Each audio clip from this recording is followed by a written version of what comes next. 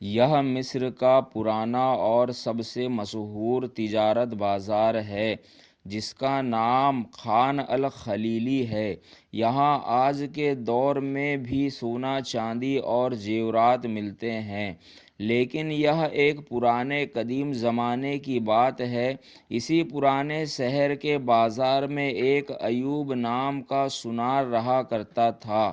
زندگی میں کئی بار اتار چڑھاؤ ایسے آتے ہیں جسے دیکھ کر انسانی فطرت اپنی تقدیر سے شکایت کرتی ہے۔ یہی حال کا بھی تھا۔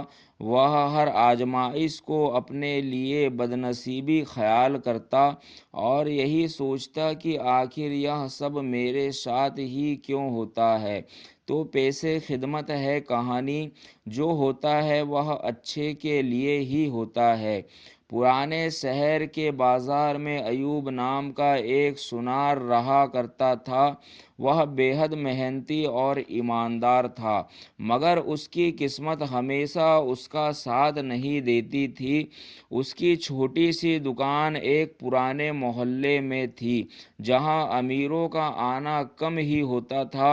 اس کی دکان میں آنے والے گراہک بھی اکثر غریب یا مڈل کلاس کے ہوتے، جو صرف چھوٹے موٹے گہنے ہی خریدتے۔ ایوب کا گھر بھی اس کے حالات بیان کرتا تھا۔ جر دیواریں، ٹوٹی ہوئی کھڑکیاں اور فرش میں جگہ جگہ دراریں پڑی تھیں۔ بارش میں چھٹ چپکتی تھی اور سردی کے دنوں میں ہوا سیٹی بجا کر اندر آتی۔ گھر میں اس کی بیوی مریم اور 2 بچے رہتے تھے۔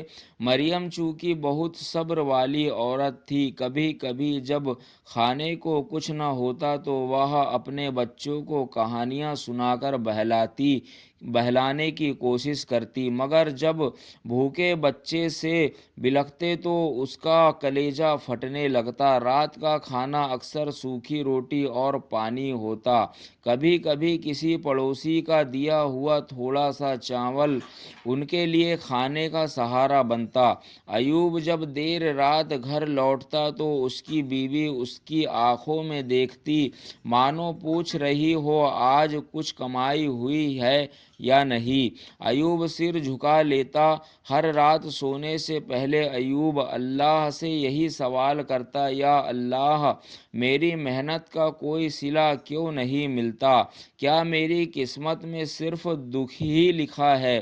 ایک دن جب ایوب اپنی دکان میں بیٹھا تھا، ایک اجنبی مسافر اس کے پاس آیا۔ وہ لمبا، گورا اور بے حد قیمتی بڑے کپڑے میں تھا، مگر اس کے چہرے پر ایک عجیب بے چینی تھی۔ اس نے اپنی جیب سے ایک نیلم نکالا جو دیکھنے میں بے حد انمول لگ رہا تھا۔ اس کی چمک اتنی تھی کہ پورا کمرہ جگمگا اٹھا۔ اس مسافر نے کہا، یہ نیلم بہت قیمتی ہے، لیکن مجھے اسے فوراً بیچنا ہے۔ اگر تم مجھے آدھی قیمت بھی دے دو تو میں اسے دے دوں گا۔ ایوب کے دماغ میں خیال آیا، میں اگر یہ نیلم خرید لوں تو میری غریبی ہمیشہ کے لیے ختم ہو سکتی ہے، مگر پھر اس کے دل نے کہا، اتنا قیمتی نیلم کوئی اتنی سستی قیمت پر کیوں بیچے گا؟ وہ الجھن میں تھا، کیا یہ اس کا نصیب بدلنے کا موقع تھا یا کوئی دھوکہ؟ ایوب نے سوچا کہ وہ کسی سے ادھار لے کر یہ نیلم خرید سکتا ہے۔ اس نے اجنبی سے کہا، تم یہیں ٹھہرو، میں آتا ہوں۔ ایوب نے بازار کے کئی ساہوکاروں سے مدد مانگی، لیکن کسی نے بھی اسے اتنی بڑی رقم ادھار دینے سے انکار کر دیا۔ جیسے ہی وہ لوٹ کر اپنی دکان پر آیا، مسافر جا چکا تھا۔ اس کا دل بیٹھ گیا۔ اس نے دل ہی دل میں سوچا، یا اللہ، میں نے اپنی زندگی کا سب سے بڑا موقع کھو دیا۔ آزمائش جب دروازے پر دستک دیتی ہے تو کئی آزمائش ایک ساتھ آتی ہے۔ ایوب کی زندگی بھی کچھ اسی طرح کروٹ لینے والی تھی۔ اس رات جب ایوب گہری نیند میں اپنے گھر میں سو رہا تھا، تب اس کی دکان پر چوروں کا ایک گروہ آیا۔ تالے ٹوٹے، شیشے چکنا چور ہوئے اور ایوب کے برسوں کی محنت لوٹ لی گئی۔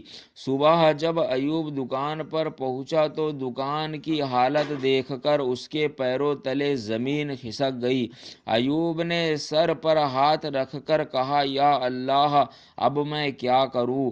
بعض میں ہنگامہ مچ گیا، لوگ اسے تسلی دینے آئے مگر کسی کی بھی بات سے اس کی تکلیف کم نہیں ہوئی۔ قرض دار نے سنتے ہی اس پر دباؤ ڈالنا شروع کر دیا۔ ساہوکار نے دھمکی دی، اگر تم نے میرا پیسہ نہیں لوٹایا تو میں تمہارے دکان ضبط کر لوں گا۔ اب ایوب کے پاس نہ دکان تھی، نہ پیسہ اور نہ کوئی راستہ۔ ایوب کو لگا مانو اب اس کے پاس جینے کے لیے کوئی سہارا ہی نہیں بچا۔ وہ اس کی بیوی اور بچوں کو کس طرح پالے؟ پورا دن اسی خیال میں گزر گیا۔ کچھ دن بے بسی کے عالم میں وہ سوچتا رہا کہ اب کوئی اور کام کر کے اپنے گھر کا گزارا کرنا ہوگا۔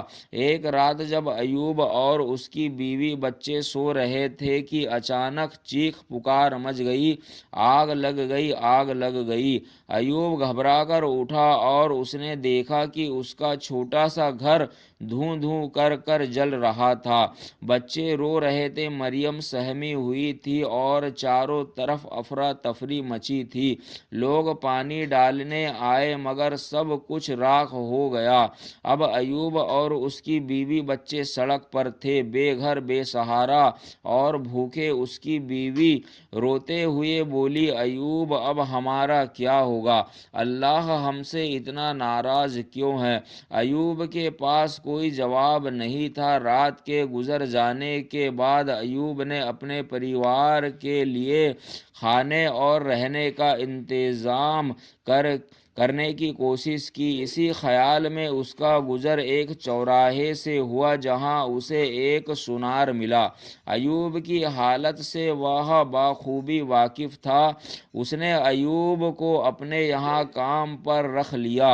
وہ ہر دن امید کرتا کہ حالات بہتر ہوں گے، مگر تقدیر نے اب بھی اسے آزمانا باقی رکھا تھا۔ ہر مشکل کے پیچھے ایک بڑی بھلائی چھپی ہوتی ہے۔ ہمیں صبر رکھنا چاہیے اور محنت کرتے رہنا چاہیے۔ ایوب کو مزدوری کرنی پڑی۔ اس نے ایک پرانی سونار کی دکان میں کام کرنا شروع کیا۔